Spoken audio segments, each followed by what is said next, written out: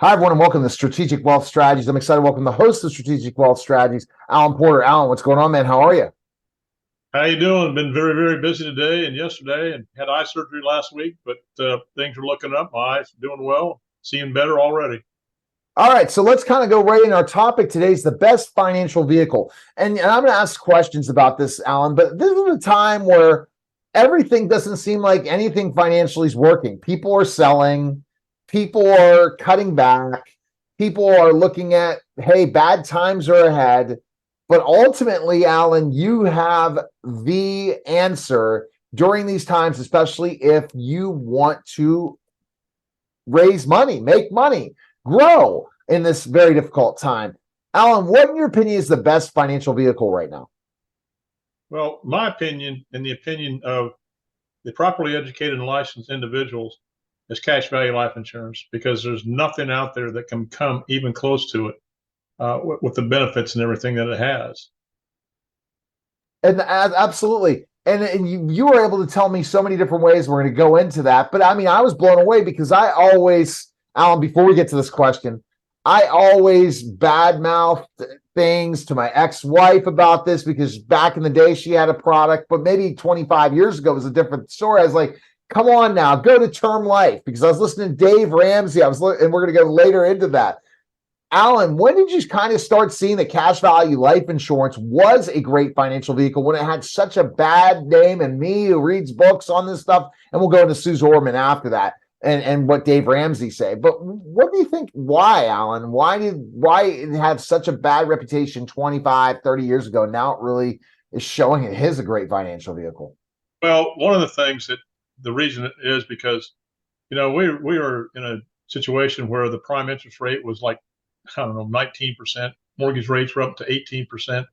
And they did a lot of illustrations in insurance policy, especially universal, that showed these big gains like 12 and 14%.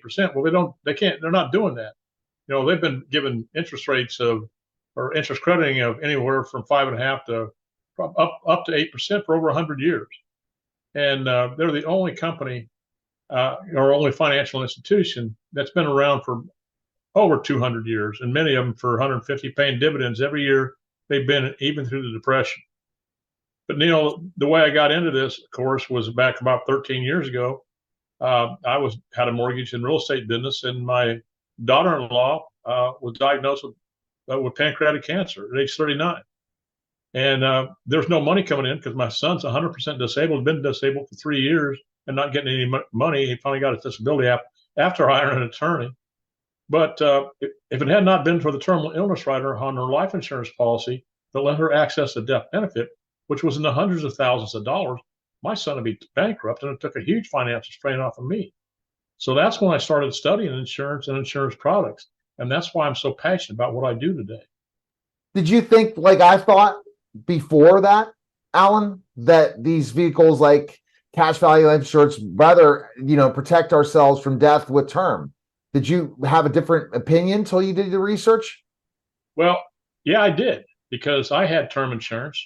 I don't have term insurance anymore. I've got 8 insurance policies, 5 index universal and 3 whole life policies. And they're for different reasons. But it's all about education. As I tell everybody, this isn't rocket science. It ought to be taught in high school, but it's not. I have doctors with PhD degrees in accounting and finance, and they have no idea about some of the strategies and products that I talk about.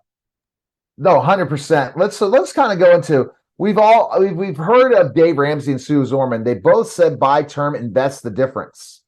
Okay. Well, Why does that not work? well, I don't like calling somebody's baby ugly. I agree with about maybe a portion of what they espouse, but they're financial entertainers. I don't think they're licensed in anything, and they're sure not fiduciaries. And what I mean by fiduciary, you're obligated to look out for your client's best interest. I'm a certified financial fiduciary. I've taken the courses, I've taken the test, and I've got the designation. But when they say buy term and invest the difference, that's the absolute worst advice for retirement I've ever heard in my life. Because they said, "Oh, you don't need insurance when you get older." That's the time that you do need insurance. And there's many reasons about this, and I'll cover that when we go through these questions. But they appeal to the people they appeal to the masses, and maybe 50% of what they say is going to help, but the last 50% of what they say is going to decimate your retirement. It's definitely going to decimate the retirement because the fact is that you don't know what's going to happen. You've talked about all these things. We're going to get further into this. But again, term life, the problem is unless there's a serious disaster, you don't get anything else after that goes, right? It's all gone. Poof. You spend 15 years spending money and it's gone. Neil, the thing about term life insurance, that I asked people, I said, would you rather spend $1,000 a year or $10,000 a year on a life insurance policy that has a $500,000 death benefit? And they all say, well, Alan, $1,000. I said, why is that? Well, it's cheaper. I said, I understand that, but that's term life insurance. And if you live one day past life expectancy, there's no cash value, but you can have the same amount of money because the older you get, the more expensive term is. But you can have the same amount of money in term life insurance up to life expectancy as you have in cash value life insurance. But if you live one day past life expectancy, there's no cash value. There's nothing left in term life insurance. But if you have that in cash value life insurance, whether it's an index universal life or whole life policy, that death benefit may be $1.5 million, and you've got $800,000 or $900,000 in a tax-free account that you can do with anything that you want. It's huge, man. Absolutely. Okay, let's go to the next question. If I had that insurance is too expensive, what do you have to say about that? This insurance is too expensive, Alan. Well, I'll give you a perfect example. I had a businessman come to my office, and I went over the benefits of cash value life insurance and a retirement plan. And he says, I've never heard of any of this stuff before, Alan. He said, we're meeting with my financial advisor on Thursday, and we'll go over this. So this was a Tuesday. On Wednesday, that financial advisor called me up and he said, Alan, I appreciate what you're trying to do for the client, but I'm going to tell him not to do it. And I said, well, why? He said, because insurance is too expensive. So I said, well, listen, I'll come over to your office or you can come to mine and I'll explain because we're meeting with the client on tomorrow. And he says, well, I don't have time. And he hung up. So I called him back and I said, well, I'll tell you what, you either come over to my office today and I'll explain this, or come tomorrow. I'm going to put you under the bus and embarrass you very badly. So he shows up. So I said, first thing I said to him, I agree with you. Insurance is expensive. It's expensive up front, but it's an inverted expense. As the cash value keeps growing towards the death benefit, your cost of insurance becomes lower. Now I've done thousands of these illustrations, and within the 4th to the 13th or 14th year, the cost of life insurance is less than the taxes and fees in a stock portfolio. And the stock portfolio has none of the benefits that cash value life insurance does. So he changed his mind. That's good. He changed his mind. Everyone kind of does because I guess they look at cost, but then guess what? You're investing. That's the crazy part, man. You're getting money. Yeah. You can't think of it as a cost, and you can't call it an investment because it's not an investment, but it's the best asset class in by itself. There's no other financial vehicle out there that can do what cash value life insurance does. So it's an asset into itself. I don't even call life insurance an investment because it's derogatory, because investments don't do what the cash value life insurance does. All right. So what are some benefits of cash value life insurance? I probably can name them all too, Alan. I've interviewed somebody on the Mike Velarde show about this that Mike had that has some of your knowledge, but not to your level, Alan.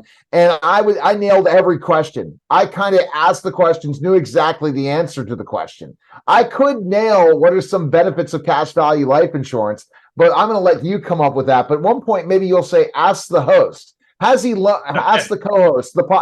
How much has he learned working with Alan Porter for X amount as a co-host? But go ahead with your answers. Okay. Well, first off, everybody says, I said, why do you contribute to a 401k? And they say it's tax deductible. I said, well, no, it's not tax deductible. It's tax compounding. Because if you think taxes are not going to go up in the future, I got mountain land in Florida to sell you. But I said, cash value life insurance can also be tax deductible if properly structured in certain financial vehicles, such as a cash balance plan or something like that. But cash value life insurance grows tax deductible, just like a 401k or a qualified plan. The distributions are tax free, which are huge. And people say, well, Alan, my Roth 401k, my Roth IRA are tax free, and so are municipal bonds. I said, I beg to differ. I said, because municipal bonds, if you live in a state other than where, and reside in a state other where they're issued, you have state taxes to pay. And you have, if your state is large enough, you have e-state taxes to pay. And municipal bonds affect the taxation of Social Security and the means testing for Medicare Part B. So they're not tax free. And I said, yes, your Roth 401k, Roth IRA that grows tax free or get your distributions tax free, and they don't have required minimum distribution, and they don't affect the taxation of Social Security or the means testing for Medicare Part B, just like cash value life insurance. Because people don't understand this deal, and I don't think their CPAs or financial advisors tell them, because frankly, I don't think they know. But in today's tax standards, if taxes don't go up, and you make more than $44,000 a year of outside provisional income, such as a qualified plan, stock portfolio, or something like that, and you're married and age 65 and you get $3,000 a month in Social Security, 85% of your Social Security is going to be taxed. And what that does, that puts you in the 12% minimum tax bracket, 10.1, I believe it's 1.3 effective tax bracket. Provided taxes don't go up, Neil, you're paying $6,000 a year to Uncle Sam in extra taxes. People don't know this. What about borrowing money from your policy? I've heard about becoming your own bank. Tell me more about that. Well, I've got a kind of I work with a Smart Advisor program, and we've got a national, program, I guess, to get people out of debt. It's called our Debt Free for Life program. But I hate to bring Dave Ramsey back into this, but we show Dave Ramsey wants you to pay the financial institutions money instead of compounding for them, but not yourself. Quick example: you've got a credit card and you've got a car payment. You make the minimum payments on both, and what Dave says, if you got $500 extra, you add to the minimum payment of the to the credit card, and when that's paid off, you add the minimum payment and that $500 to the car. And when that's paid off, you're debt free. But what you're doing, you're giving that money to the financial institutions. It compounded for them and not you, but you're right back to where you were before. You're debt free, but if you want to buy something, you have to go to the bank or put on a credit card. And it's the fastest way. I will say that, maybe by 2 to 3 months, maybe. But as we do, we take that money and put it into a SDIC, a specially designed insurance contract. It's a tax-free bucket of money and a whole life insurance policy. Now, you can do this with an index universal life policy also. But let's say you take that $500,000 and put it into a policy. We have a software program that monitors the growth of that tax-free bucket of money and also the decreasing balances on your credit card and your car payment. And when it reaches a certain point, you're going to get a text on your phone to take a loan from your tax-free bucket and pay off the credit cards. But instead of that minimum payment from the credit cards going to the car, you pay yourself back into your tax-free bucket of money where it compounds for you. And it'll grow. And once it gets big enough, you're going to get a text on your phone to take a loan out, pay off the car. And then when that's paid off, you pay yourself back. But when you're done, you've got tens of thousands of dollars in a tax-free bucket of money. You become your own bank. And the death benefits in hundreds of thousands of dollars to protect your family. There's no comparison. Absolutely none. And I'm going to go. There's some other things I'll go in here a little bit later. I'm going to talk about that, Alan, because it's so intriguing when you talk about it, because you are basically making payments to be able to borrow all of it and pay off your car right off the bat, your truck right off your bat, maybe a boat, maybe something amazing. And literally, it's not going to take you forever to save that up because of what you're building out. Right. Well, see, I even had a guy borrow $500,000. We were out playing golf, and he's building a new house up in Virginia. His lot was over $500,000. And he said that he needed to get a bank loan, and he's going to the bank this afternoon. I said, no, you don't. You just go take it from your cash value life insurance and then pay yourself back the compounding interest and not the banks. So I showed him how it worked. He said, my God, why didn't everybody do this? I said, because they're not educated on it. I said, I've told you about this before, but you must have forgot. No, so tell us how long for a $500,000 plan can you do something like that? And what do you do? Kind of go through the steps. I think this is something I've not learned from you in all the time I've been working with you. Well, I mean, first off, he had like $400,000 in his retirement plan. We took that money and put it in cash value life insurance. We had like I think his payments were like $80,000 a year for 5 years. So that's building up. It's all tax deferred, tax free money. And that's what he's built up. He's got several policies. And between all those policies, he had over $1 million in cash value. But that's the way you build your policies up. It depends on what your premium is, and how much your insurance is, and things like that. But we use indexing strategies. We're not tied to the market. You have a guarantee to never lose money because we're not tied to the market. We use indexing strategies. We also use fixed rates, like especially with whole life. They have fixed rates between 4.5%, 6.5%. But the thing is, there's no risk. You're limiting the risk of the market, which is absolutely huge.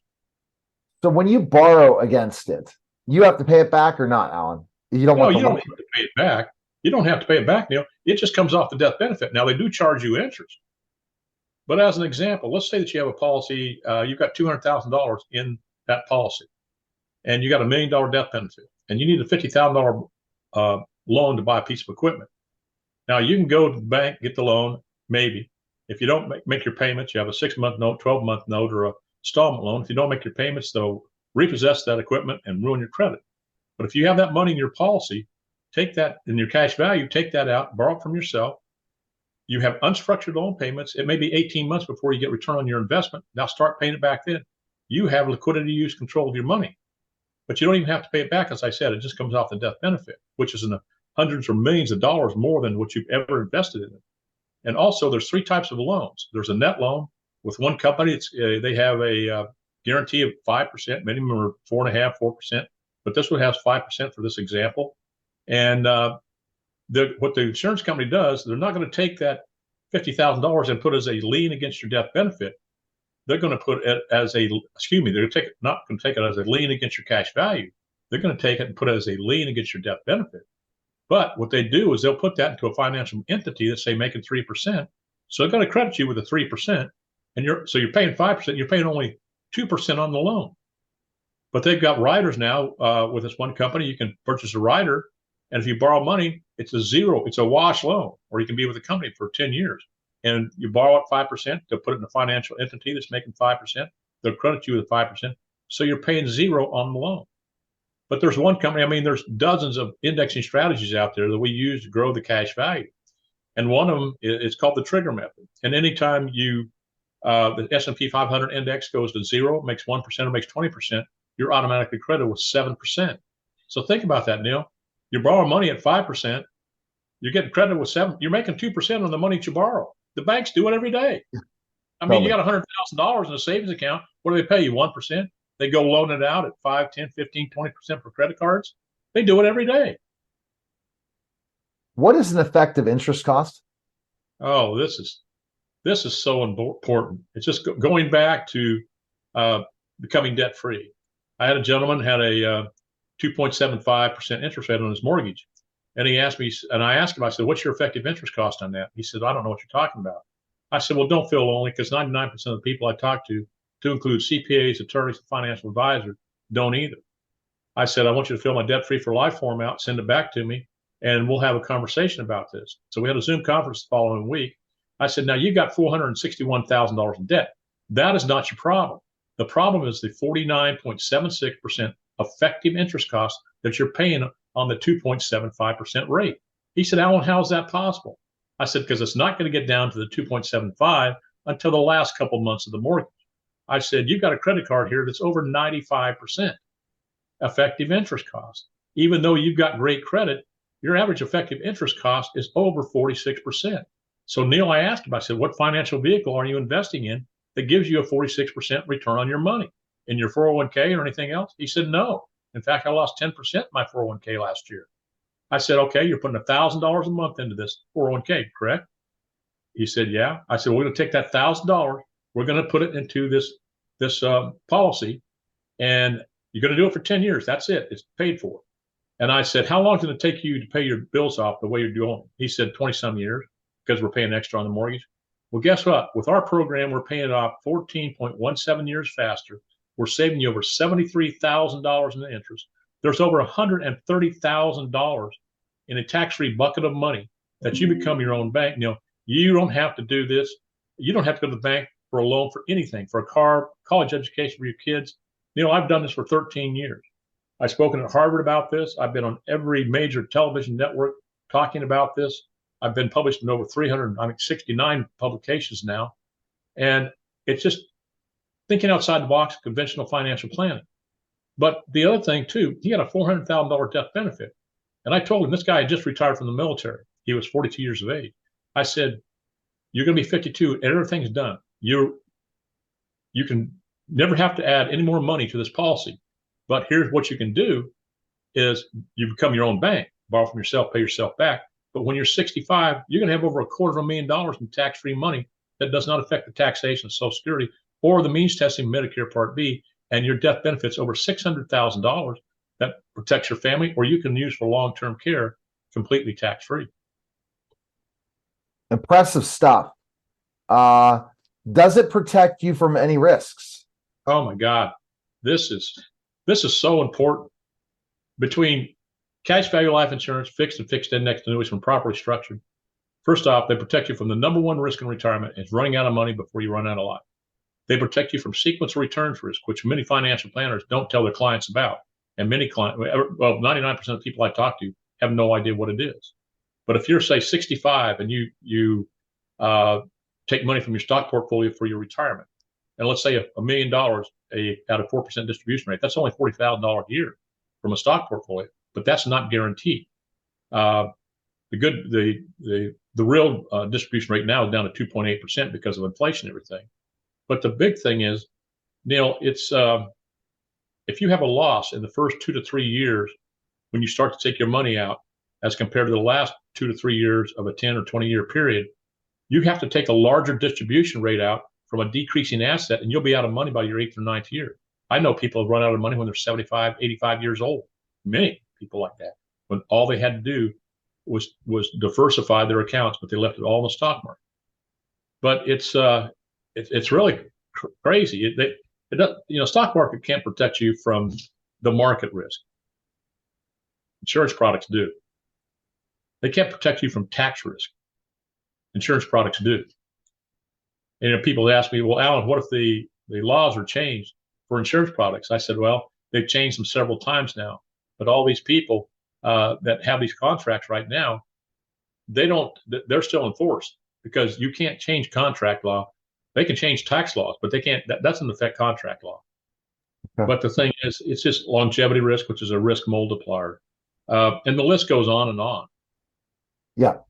In summary, what can people, what do you tell people, Alan? Well, this is one thing I say to people. I said, listen, how would you like to have a financial vehicle that you can leverage the effective tax, or that leverage our tax system, because we have a progressive tax system. You can turn forever taxable money into never taxable money. You are protected from long-term care. You are protected from lawsuits, liens, and judgments. You can produce income before and during retirement that is completely tax-free, and you have access to it anytime because you have liquidity use control. You avoid probate. And what people don't know what probate is, I have a definition for it. It's a lawsuit that's initiated by you that you're going to pay for and you're going to lose because the government's going to take control of your assets and pay the taxes on your estate. And your family's going to be left with maybe 10 to 15 to 20% of that estate. Like I said, you become your own bank, like I explained before. Also, it grows tax deferred. It does not affect the taxation of Social Security, the means testing Medicare Part B, protected from market risk. And the list just goes on and on. And people say, well, there's no such financial vehicle. I said, yes, there is. There's cash value life insurance. Well, why don't I know about this? Because you've been listening to the propaganda of Wall Street and fee-based advisors that don't like insurance products, or anybody that doesn't like insurance products, because they're not properly educated and they're not licensed. They want to spend your money, having fun spending your money by getting all those fees that they pay, right? And everyone else, they have the big extravagant parties while people are looking to buy groceries. That's the bottom line. Think about this. If you're contributing to a 401k, first off, 58% of the people out there don't even think there's a fee in the 401k. A 1% fee over a 30-year period will reduce your income by 1/3. And the average fee in a 401k is 2.99%. People are going to have less than half of their money when they go to retire. they're not even aware of this. The one thing people always say to me, Alan, this sounds too good to be true. I just tell them it's too good to be free. All right. Well, best place to go is call you at 910-551-1046 or email you at strategicwealth0 or many other places as well. Alan Porter's everywhere. Check him out on YouTube. Check him out on Facebook. Message him. He'll talk to you anytime, anywhere, because Alan is constantly doing this because he's passionate about what he does. Alan, thanks again for stopping by. All right. Well, thank you for having me on. All right. That was the Strategic Wealth Society's podcast, guys. Take care.